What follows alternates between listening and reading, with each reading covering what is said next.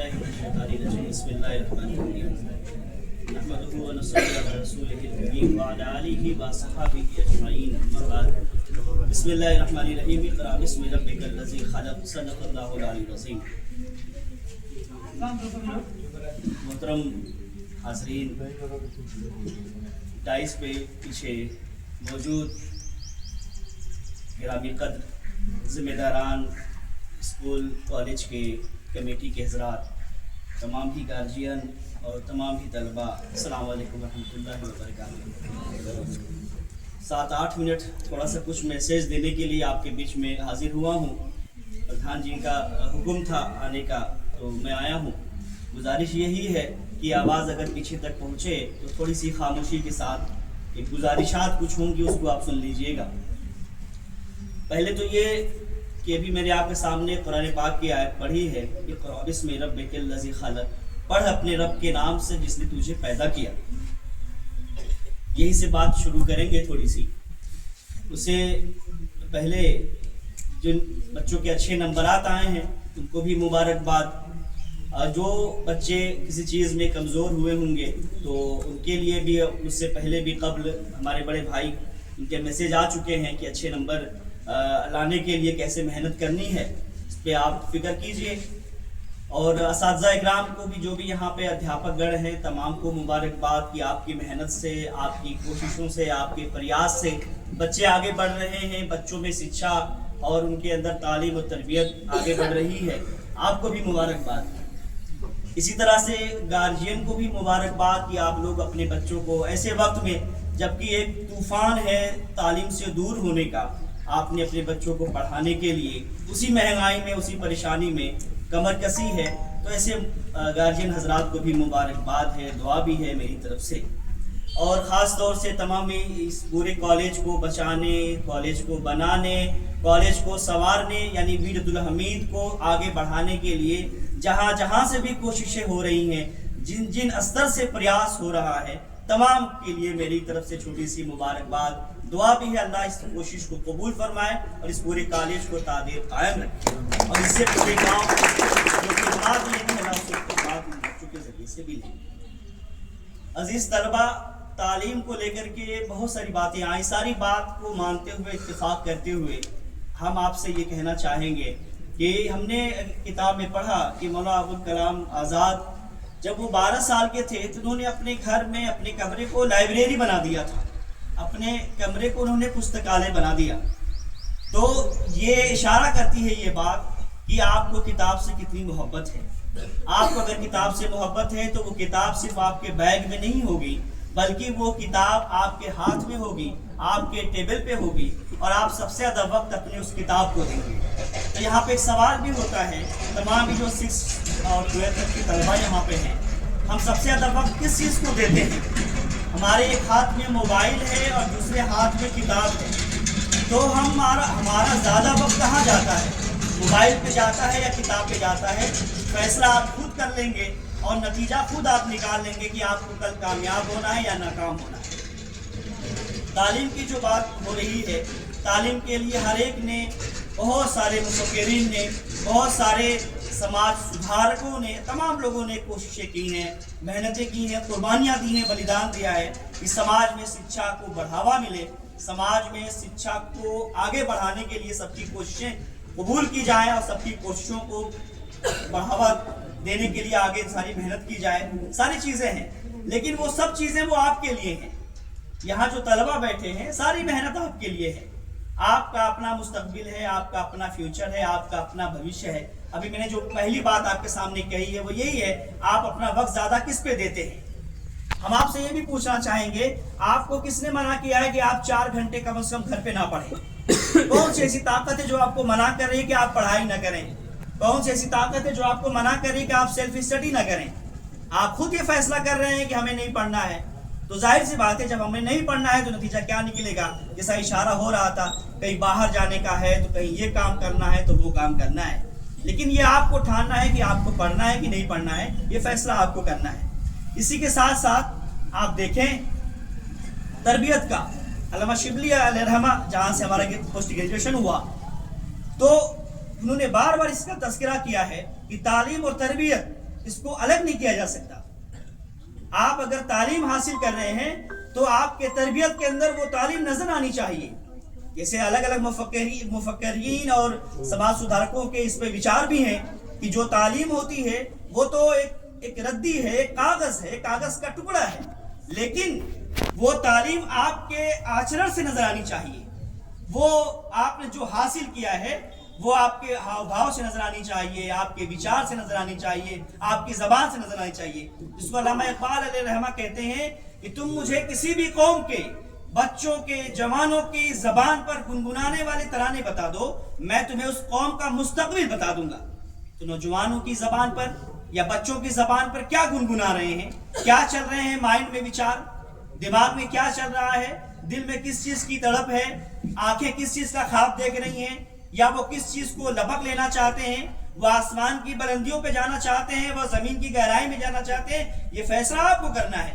علامہ اقبال کہتے ہیں کہ آپ ان کی زبانوں پہ گنگنانے والے ترانے بتا دیجئے، میں اس کا بھوشیہ بتا دوں گا.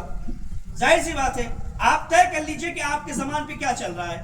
آپ اپنا مستقبل آپ دیکھ پائیں گے، اپنا بھوشیہ دیکھ پائیں گے. اور پھر اگر آپ کو احساس ہو جائے کہ زبان پہ غلط چیزیں چل رہی ہیں، احساس ہو جائے کہ وقت برباد ہو رہا ہے، احساس ہو جائے کہ وقت پہ انرجی کہیں اور جگہ پہ لگ رہی ہے، ایکٹیویٹی تو ہو رہی ہے بٹ غلط جگہ ایکٹیویٹی ہو رہی ہے، تو وہیں سے آپ یو ٹرن لیجئے اور اپنے آپ کی صحیح زندگی کی بنیاد ڈالیے. یہیں سے آپ کی کامیابی کی بنیاد پڑ جائے گی. آخری بات جو مجھ کو میسج آپ کو دینا ہے طلبا کے ساتھ، طلبا کو یہی کہ آپ طے کریے کہ آپ کو کہاں جانا ہے. آپ اپنا ویژن طے کریے، اپنا مشن طے کریے، آپ اپنا ہدف طے کریے اور اس ہدف کو پانے کے لیے لگ جائیے. آپ کو کوئی نہیں روک پائے گا. اس کے لیے انتھک محنت کریے. جیسے کہ الگ الگ وچارک کہتے بھی ہیں، آپ جب پڑھائی کرنے بیٹھیں تو آپ کے ماتھے سے گرنے والا پسینہ بتا دے گا کہ آپ کامیاب ہونے والے ہیں. لیکن یہ آپ کو طے کرنا ہے. اور جیسا کہ ابھی بار بار یہ باتیں آ رہی تھی، آپ بالکل صحیح بات ہے کہ کوئی آپ کو نہیں روک پائے گا. آپ نے اگر طے کر لیا کہ آپ کو آسمان کی بلندی تک جانا ہے، کوئی نہیں روک پائے گا. اس وقت آپ کو یہ طے کرنا ہے. پروں کو کھول، زمانہ اڑان دیکھتا ہے، زمین پہ بیٹھ کے کیا آسمان دیکھتا ہے. آپ کو اڑنا پڑے گا، آپ کو محنت کرنی پڑے گی، آپ کو قربانی دینی پڑے گی. والدین آپ کو پڑھانا چاہیں یا نہ پڑھانا چاہیں، سب کی الگ الگ مجبوریاں ہو سکتی ہیں، سب کے خیالات الگ ہو سکتے ہیں، سب کو اس کا ادھیکار بھی الگ، خیال الگ، وچار رکھنے کا. لیکن یہ آپ کو طے کرنا ہے کہ آپ کو پڑھائی کرنی ہے. آپ کے والدین اسی غربت میں، اسی پریشانی میں، انہی میزائل کے حملوں کے بیچ میں رہ کر کے آپ کے لیے گھر میں چولہا جلے، آپ کے بیگ میں کتابیں ہوں، آپ کے ہاتھ میں قلم ہو، آپ کے اسکول میں فیس جمع ہو، ساری قربانی دے ڈالتے ہیں. آپ پڑھائی کی قربانی نہیں دے پا رہے. یہ ہماری المیہ ہے، ہماری مصیبت ہے. والدین، ایک رکشہ کھینچنے والا ہے، کتنی مشقتوں سے، کتنی پریشانیوں سے وہ پیچھے دو لوگوں کو بٹھاتا ہے اور مجبوریوں، اسی دھوپ میں، اسی تپش میں وہ لے کے چل پڑتا ہے رکشہ کی، میرے بچے بھوکے نہ رہیں، میرے بچے کی فیس جمع ہو جائے، میرے بچے کے ٹفن میں کھانا رہے، وقت پہ کھانا مل جائے. کتنی محنت، کتنی قربانی، کتنی تپسیا، کتنی پریاس والدین کرتے ہیں، ماں کرتی ہے، باپ کرتے ہیں، بھائی کرتے ہیں، جو بھی گارجین ہے. صرف مقصد کیا ہے کہ میرے گھر کی اولاد پڑھ لے، میرا بچہ یا بچی پڑھ لے، میرے گھر میں کوئی پڑھ کے کچھ اچھا کچھ بن جائے. لیکن اس کے باوجود ہمارا المیہ یہ ہے. تو افسوس کی بات یہ ہے، ہمیں اس پر غور کرنے کی ضرورت ہے. اور مجھے یہاں پہ تمام جو اساتذہ ہیں ان تمام لوگوں کا بھی شکریہ ادا کرنا ہے. بہت محنت کر رہے ہیں آپ بچوں کو نکھارنے میں، بچوں کو سنوارنے میں. پرسنلی ہم آپس میں ملتے بھی رہتے ہیں، سب کی کوششوں کو بھی میں جانتا ہوں. مجھے بہت خوشی ہوتی ہے کہ ہم اپنی ساری چیزوں سے بڑھ کر کے ہم بچوں کو سنوارنے کے لیے یہاں پر جو پورا اسٹاف ہے ورد الحمید کا، بہت انتھک محنت کر رہے ہیں بچوں کو سنوارنے میں. تو یہ آپ کو طے کرنا ہے. گارجین حضرات سے بھی میں یہ کہنا چاہ رہا تھا کہ آپ کے بچے جو یہاں پر ہیں وہ محفوظ ہاتھوں میں ہیں، ایک اچھے اسکول میں ہیں. آپ بہت بڑی بلڈنگ، بہت سی ایکٹیویٹی، بہت سے فنکشن، بہت سے پروگرامز نہ دیکھیے، بلکہ دیکھیے کہ بچے آپ کے صحیح تعلیم حاصل کر رہے ہیں نہیں کر رہے ہیں. یہ آپ کے لیے سب سے اہم پونجی ہے. تو آپ کی یہ ذمہ داری بنتی ہے، گھر پہ بچوں کو بٹھائیے کہ بچے شام میں پڑھنے کے لیے ضرور بیٹھیں. اور والدہ ہوتی تو ہم اسے ضرور یہ بات کہتے، اگر ہم نے کے موقع سے کہا بھی کہ عام طور پہ دیہات میں ہوتا ہے کہ مغرب کے بعد اذان ہو گئی تو مرغی گھر میں آئی کہ نہیں آئی، بکری گھر میں آئی کہ نہیں آئی. پورا گھر فکر مند ہے کہ بکری کہاں گئی، ارے ابھی نہیں آئی، دیکھو اذان ہو گئی، بکری نہیں آئی، مرغی نہیں آئی. آپ کے یہ بچے، آپ کے یہ بچیاں ان مرغی یا بطخ سے کم قیمتی ہیں؟ مغرب بعد گھر میں، مغرب کا مطلب شام 6 بجے کے بعد، سورج ڈھل جانے کے بعد اگر بچہ گھر یا بچی گھر نہیں آ رہی ہے، آپ والدین کو کوئی فکر نہیں، لیکن مرغی کی فکر ہے، بطخ کی فکر ہے. یہ سماج کا یہ آئینہ ہے. آپ دیکھیں نا، ہم سب کوئی ایسی انہونی بات نہیں جو میں کر رہا ہوں. میں ہر گھر کی کہانی قریب قریب ہے. تو ہماری سوچ کہاں تک جا رہی ہے؟ ہمارے لیے قیمتی وہ مرغی ہے جس کی قیمت 200 روپے ہے. وہ بچہ جس کا مستقبل، جس کا بھوش، جس کا جو سماج کے اندر ایک آئینہ ہے، سماج کے اندر بہت کچھ یوگدان کر سکتا ہے آگے چل کر کے، اس کے میں کوئی فکر نہیں. تو یہ ہم نہیں تو کون ہے؟ یہ ہم ہی تو یہ کر رہے ہیں. تو برائے مہربانی بہت معذرت کے ساتھ، بہت احترام کے ساتھ، آپ بڑے ہیں، آپ گارجین ہیں، سرپرست ہیں، مجھ کو ڈانٹ بھی سکتے ہیں، لیکن ضرور یہ بات کہنا چاہوں گا، فکر کریں. بچہ شام میں کہاں جا رہا ہے؟ بچہ اپنے دوستوں کے ساتھ رہ رہا ہے. دوست کیسے ہیں؟ کس سنگت میں رہ رہا ہے؟ وہ وہی سیکھے گا جو اس کے دوست ہوں گے. دوست اس کے پڑھنے والے ہیں کہ نہیں پڑھنے والے ہیں، یہ آپ کو طے کرنا ہے، آپ کو دیکھنا ہے. اپنے بچوں پہ نظر رکھیے. بچہ شام ڈھلے گھر آتا نہیں آتا، یہ دیکھیے. بچہ پڑھتا نہیں پڑھتا، یہ دیکھیے. بچہ ڈیلی ہوم ورک کرتا نہیں کرتا، یہ دیکھیے. آپ بچوں پہ دھیان رکھیے، سینچیے. آج جس کھیت میں آپ نے یہ بیج ڈالا ہے، کل کو وہ فصل آپ کاٹیں گے اگر محنت کریں گے تو، ورنہ وہ فصل کھلی ہے، سارے جانور چلے جائیں گے، آپ پچھتاوا رہ جائے گا. ایک آخری میسج جو مجھ کو دینا وہ یہ ہے کہ عام طور پہ اگر اور بھی گارجین ہوتے تو ہم ان سے یہ بھی بات کہتے. ایک فقیر تھا، ایک بہت اچھا قصہ جو مجھ کو میں نے ایک جگہ پڑھا. ایک فقیر تھا جو ایک چوراہے پہ ایک ٹیلا تھا، ٹیلے پہ بیٹھ کے وہ بھیک مانگا کرتا تھا. 10 سال سے وہیں بیٹھ کے بھیک مانگا کرتا تھا. لوگ جاتے اس کے ہاتھ پہ 2 روپے 4 روپے دے دیتے تھے اور وہ گزر جاتے. کچھ دنوں بعد لوگوں نے دیکھا کہ وہ فقیر اپنا پیسہ اپنے جہاں رکھتا ہے وہاں نہیں رکھ رہا ہے، بلکہ بالکل خاموشی کے ساتھ وہ فقیر بیٹھا ہوا ہے. لوگ اس کے قریب گئے، دیکھا وہ تو مر چکا ہے. تو لوگوں نے طے کیا کہ مر چکا ہے، ایسا کوئی وارث بھی نہیں ہے، جہاں بیٹھا تھا اس کو وہیں دفن کر دیا جائے. کھدائی ہوئی. جب کھدائی ہوئی تو زمین سے کھن سے آواز آنے لگی.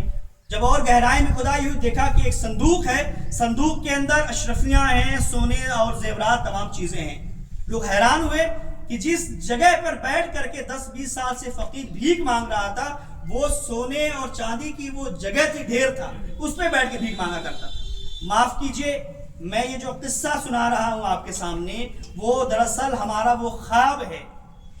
جس قوم کے پاس، جس ملت کے پاس، جس امت کے پاس قرآن پاک جیسی عظیم کتاب ہو، جناب محمد رسول اللہ صلی اللہ علیہ وسلم جیسی عظیم سیرت ہو، پوری داستان ہو، پوری تاریخ ہو، اس کے باوجود یہ امت اس فقیر کی طرح اس سونے پہ بیٹھ کے سونا تلاشنے کی بجائے اس پبلک سے بھیک مانگ رہی ہے.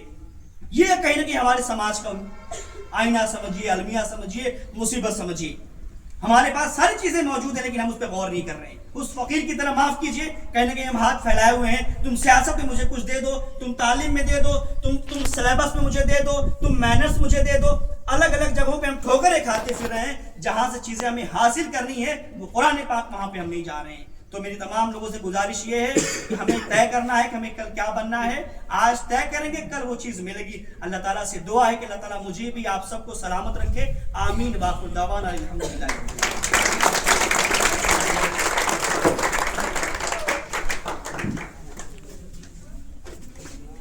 جیسا کہ سبھی گارجین حضرات کو ابھی آپ لوگوں کے سامنے جو ہے یہ موٹیویشنل اسپیچ